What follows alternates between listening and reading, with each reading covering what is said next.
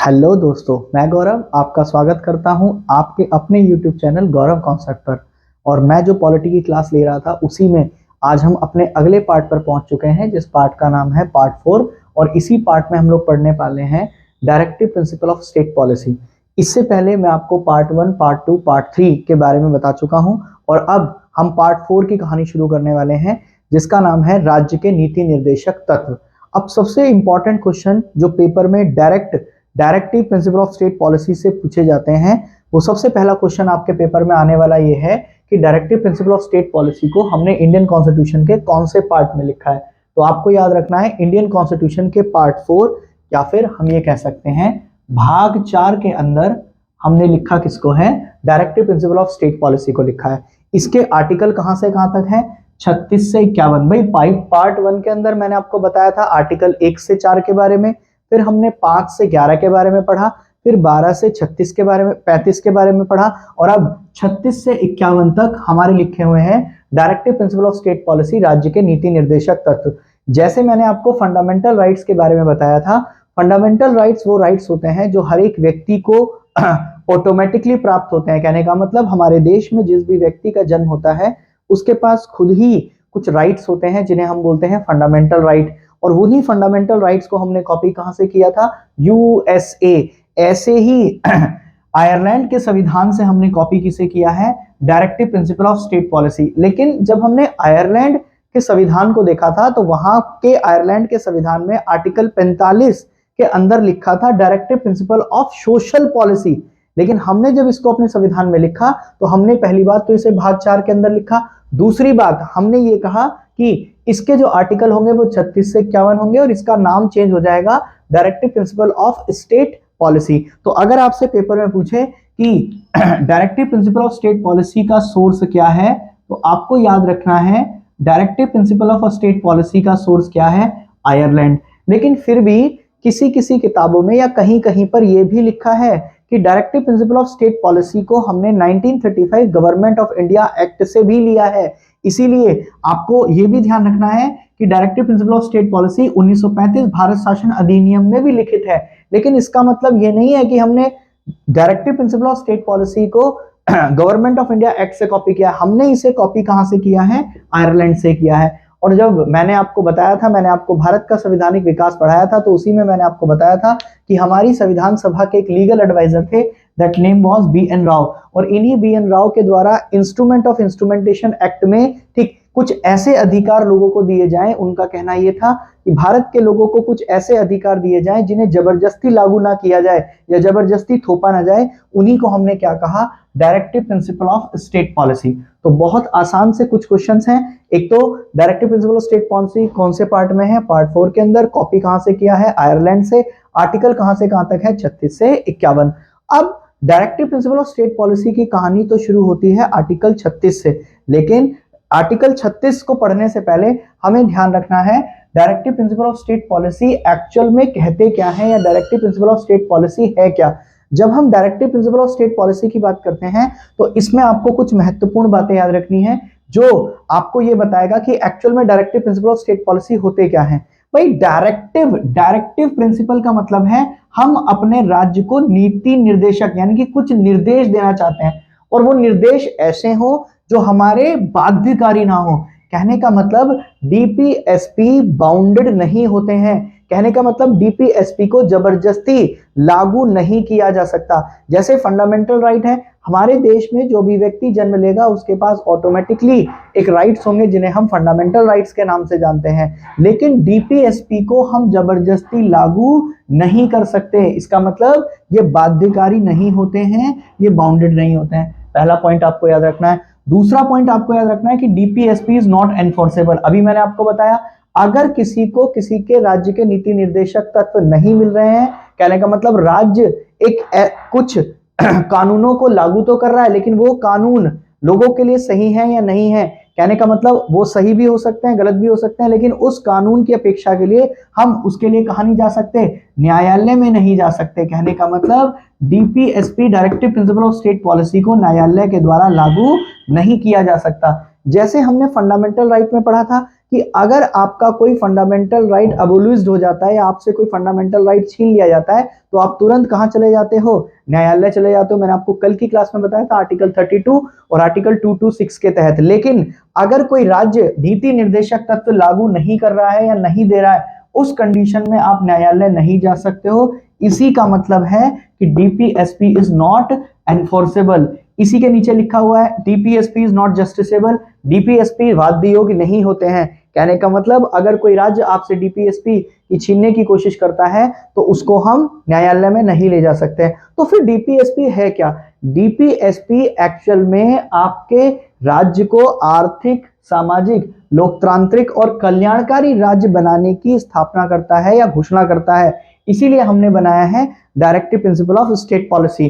तो directive principle of state policy focus करता है इकोनॉमिक और सोशल डेमोक्रेसी पे। ठीक, अब इकोनॉमिक और सोशल डेमोक्रेसी का मतलब क्या है भाई? जैसे हमने फंडामेंटल राइट्स में पढ़ा था कि हर एक आदमी, ठीक, हमने वहां पर एक पढ़ा था राइट टू इक्वालिटी, कि सब कानून की नजर में सभी लोग या विधि के समक्ष सभी लोग कैसे होंगे? एक समान होंगे।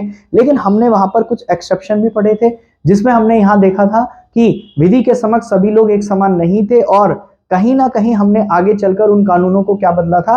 चेंज किया था। लेकिन यहां डीपीएसपी के बात करता है आर्थिक, सामाजिक और कल्याणकारी राज्य की। कहने का मतलब यहां पर कुछ ऐसी चीजें लिखी जाएंगी या राज्य लागू करेगा जो सभी के लिए कैसी होंगी? एक जैसी होंगी। इसीलिए ये कल्याणकारी राज्य की बात करता है। जब हम डीपीएसपी के आर्टिकल्स पढ़ेंगे तब आपको और ज्यादा डिटेल में समझ में आएगा। फिलहाल आपको याद रखना है डीपीएसपी बाउंडेड नहीं होते हैं, ये एनफोर्सेबल नहीं होते हैं, जबरदस्ती लागू नहीं किए जा सकते, इन्हें हम न्यायालय में नहीं ले जा सकते हैं। दूसरा, ये फोकस करता है इकोनॉमिक और सोशल डेमोक्रेसी पे। डीपीएसपी राज्य के विरुद्ध नहीं होते हैं। जैसे वहां पे हमने पढ़ा था फंडामेंटल राइट आपको किसके विरुद्ध प्राप्त है? राज्य के विरुद्ध प्राप्त है। ये हमने आर्टिकल नंबर 13 में मैंने आपको बताया था कि अगर आपका फंडामेंटल राइट छीनने की कोई कोशिश करता है या राज्य कोई ऐसा कानून बनाता है जहां पर आपके फंडामेंटल राइट अबोलिश्ड हो रहे हैं, तो उस कंडीशन में न्यायालय उसको क्या कर देगा? जीरो कर देगा। वो हमने जुडिशियल रिव्यू के रूप में पढ़ा था, जो आर्टिकल 13 बताता था। लेकिन यहां पर डीपीएसपी राज्य के विरुद्ध नहीं होते हैं। ठीक, डीपीएसपी स्वतः लागू नहीं होते हैं। मैंने आपको बताया था फंडामेंटल राइट में कि जो भी व्यक्ति भारत में जन्म लेगा उसके पास खुद ऐसे राइट होंगे। कहने का मतलब उसके पास सांस लेने का अधिकार है, खाना खाने का अधिकार है, देखने का अधिकार है, सुनने का अधिकार है। वो उसका फंडामेंटल राइट है जो उससे कोई भी नहीं छीन सकता। ना ही उसे किसी ने लागू करवाया कि भाई पेपर वर्क हो रहा है आपसे लागू करवाया जा रहा है। नहीं, डीपीएसपी भी लागू नहीं होते हैं, स्वतः लागू नहीं होते हैं। कहने का मतलब इन्हें लागू करवाया जाता है। फंडामेंटल राइट तो ऑलरेडी लागू होते हैं, लेकिन डीपीएसपी को राज्य क्या करता है? लागू करता है। जब हम डीपीएसपी की बात करते हैं तो डीपीएसपी एक तो मूलभूत है, नीति निर्माण राज्य का कर्तव्य है। कहने का मतलब नीति निर्माण के लिए अगर हमें कल्याणकारी राज्य बनाना है तो उसके लिए डीपीएसपी क्या होगा? एक मूलभूत होगा, यानी कि महत्वपूर्ण होगा। ठीक, इतनी बात मेरे ख्याल से आपको समझ में आती है कि what is the difference between fundamental rights and DPSP. आसान सी भाषा में मैं आपको बताना चाहूं तो फंडामेंटल राइट पार्ट 3 में है, डीपीएसपी पार्ट 4 में है। फंडामेंटल राइट को लागू नहीं किया जा सकता, लेकिन डीपीएसपी को लागू किया जा सकता है। दूसरी बात, फंडामेंटल राइट का अबोलिश होने पर हम न्यायालय जा सकते हैं, लेकिन यहां पर डीपीएसपी का अबोलिश होने पर हम न्यायालय नहीं जा सकते। ये डीपीएसपी एक कल्याणकारी राज्य की क्या करता है? बात करता है। इसी को हमने क्या बोला है? Directive principle of state policy. जब मैंने आपको फंडामेंटल राइट पढ़ाया था तो मैंने आपको वहां बताया था कि फंडामेंटल राइट्स में आर्टिकल 32 को बी.आर. अंबेडकर के द्वारा क्या कहा गया था? Heart and soul of Indian constitution. ऐसे ही part 4 of Indian constitution directive principle of state policy को ही बी.आर. अंबेडकर ने ठीक कॉन्स्टिट्यूशन का यूनिक फीचर बताया है। कहने का मतलब एक बिल्कुल ही अलग तरीके का फीचर बताया गया है। किसके द्वारा? बी.आर. अंबेडकर के द्वारा। अब जब हम फंडामेंटल राइट्स की कहानी को पढ़ते हैं तो फंडामेंटल राइट्स की कहानी आर्टिकल 36 से 51 तक रहती है। तो हम कुछ आर्टिकल्स के बारे में फिलहाल बात करने वाले हैं, बाकी आर्टिकल्स की बात मैं आपको नेक्स्ट क्लास में बताऊंगा। तो फिलहाल हम बात करते हैं आर्टिकल 36 की। भाई जब मैंने आपको फंडामेंटल राइट्स पढ़ाया था तो मैंने आपको वहां बताया था कि आर्टिकल 36 भी वही बात करता है जो बात करता है आर्टिकल 12। और आर्टिकल 12 क्या कह रहा था? डेफिनेशन ऑफ स्टेट, राज्य की परिभाषा। ये आर्टिकल 36 भी बात करता है राज्य की परिभाषा की। वहां पे मैंने आपको राज्य की परिभाषाएं बताया था। जो हमारी सेंटर है उसकी एग्जीक्यूटिव और उसकी लेजिस्लेचर, कहने का मतलब उसकी कार्यपालिका और उसकी विधायिका, ऐसे ही स्टेट की कार्यपालिका और उसकी विधायिका, ऐसे ही लोकल गवर्नमेंट और कुछ ऐसी सरकार या सरकारी संस्थाएं, वो सारी की सारी किसमें आ रही थी, डेफिनेशन ऑफ स्टेट में। ऐसे ही आर्टिकल 36 भी बात करता है किसकी, डेफिनेशन ऑफ स्टेट की, राज्य की परिभाषा की। तो बहुत आसान है याद करना। आर्टिकल 36 में लिखा है डेफिनेशन ऑफ स्टेट, आर्टिकल 12 में लिखा है डेफिनेशन ऑफ स्टेट। अब मैं एक डेफिनेशन ऑफ स्टेट में आपको और बताऊंगा जब हम आगे पढ़ेंगे, मैं आपसे पूछूंगा, ठीक, आप कमेंट सेक्शन में जरूर बताएं कि डेफिनेशन ऑफ स्टेट और कहां पे लिखा हुआ है। मैंने आपको 3 जगह डेफिनेशन ऑफ स्टेट बताई थी, 2 मैं आपको अभी तक बता चुका हूं, एक और बची हुई है जो मैंने आपको पहले बताई थी, तो आप कमेंट सेक्शन में जरूर बताएं।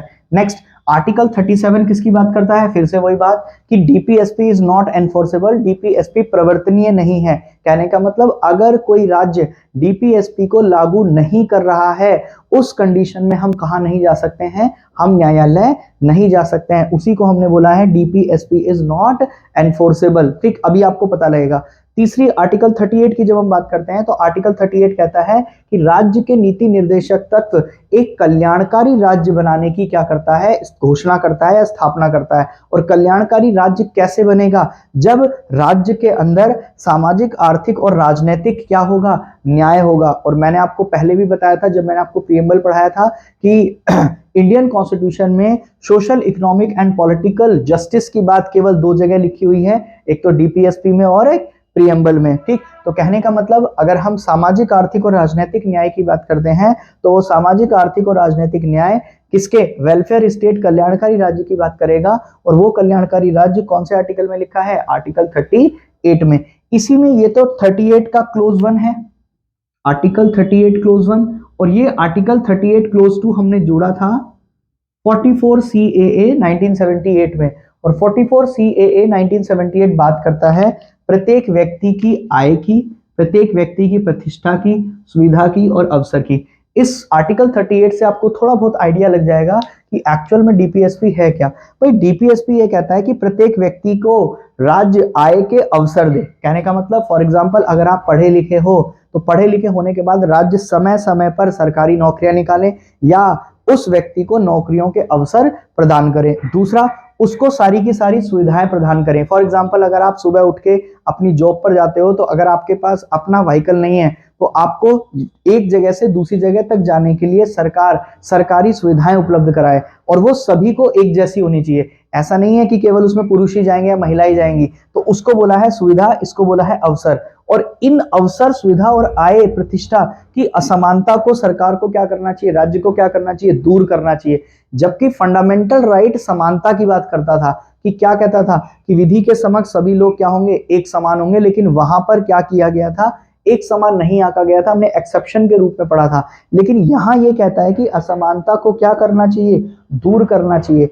इसीलिए आर्टिकल 38 बात करता है कल्याणकारी राज्य की। और वो कल्याणकारी राज्य कब बनेगा, जब राज्य के अंदर सामाजिक, आर्थिक और राजनीतिक न्याय होगा, लोगों में आय, प्रतिष्ठा, सुविधा और अवसर की जो असमानता है उसको राज्य को क्या करना पड़ेगा, दूर करना पड़ेगा। तो अगर मैं अपनी पहली क्लास की बात करूं जिसमें मैंने केवल डीपीएसपी के इंट्रोडक्शन की बात की है, तो डीपीएसपी इंडियन कॉन्स्टिट्यूशन के पार्ट 4 में है, आर्टिकल 36 से 51 है। सोर्स क्या है इसका, आयरलैंड। ठीक, 1935 के भारत शासन अधिनियम में भी ये लिखा हुआ है।